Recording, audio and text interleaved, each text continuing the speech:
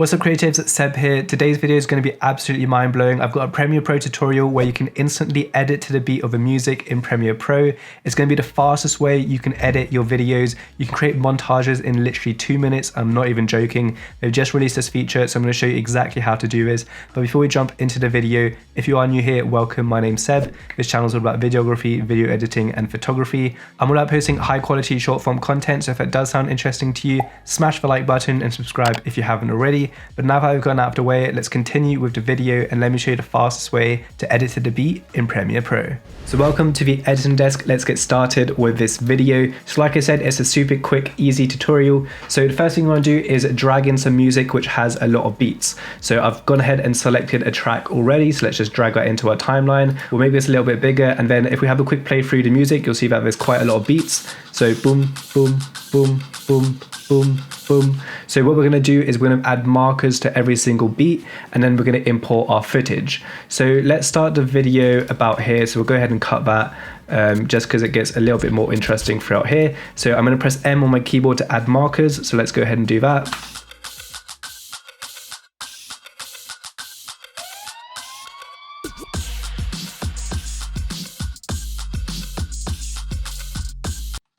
Okay, so we have a few markers already. Now what we're going to do now is import all of our B-roll into our projects. So as you can see, we've just imported a folder with 18 files. So what we're going to do is click on that and we're going to open this panel. Now the next thing you want to do is go to your keyboard shortcuts and you want to assign the apostrophe key to the maximize or restore active frame. And what this is going to do is essentially when you have this hovered, so you can see there's a blue box here, you press that button and it's going to make this full frame. Okay, so now we have this panel in big. What we're going to do is we're going to set our in and out points depending or not if you want certain sections in these clips to be played in your montage. So if you hover over here, you can press I to set your in point, and then if you want to set your out point, just press O. And what you can also do is you can order these. So if you want this clip right here to be at the start of your montage, you can do that, organize it in this certain way. Once you've done that, you can exit the full screen mode. We can make the panel smaller again. And then what you want to do here is make sure your playhead is at the very start of your sequence.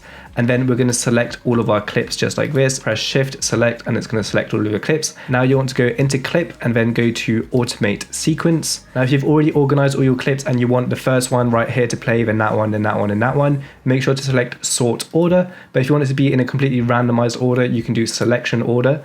And then you want to make sure that you have at unnumbered markers. Now, like I said, it's important to have your playhead at the very start because it's going to start looking at the markers from where your playhead is. And then we're going to press overwrite edit. We want our still clip duration to use the in and out range. And then we're also going to do ignore audio. So if there's any audio in your clips, it's going to ignore that.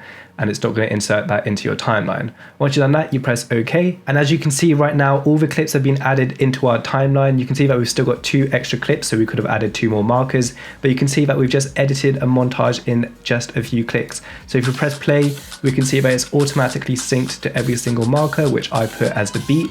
So that's absolutely crazy. So this brand new Premiere Pro update is going to make your life so much easier when making montages. Let's head over to the other camera and finish off the video. So that's the fastest way to edit to the beat in Premiere Pro. As you saw, it can literally be done in a matter of minutes and you can start making montages super fast now. It's an absolute awesome update that they've released. If you did enjoy this video and learned something new, smash the like button. If you want more Premiere Pro tips, let me know in the comments down below. Thanks a lot for watching and I'll see you in the next video.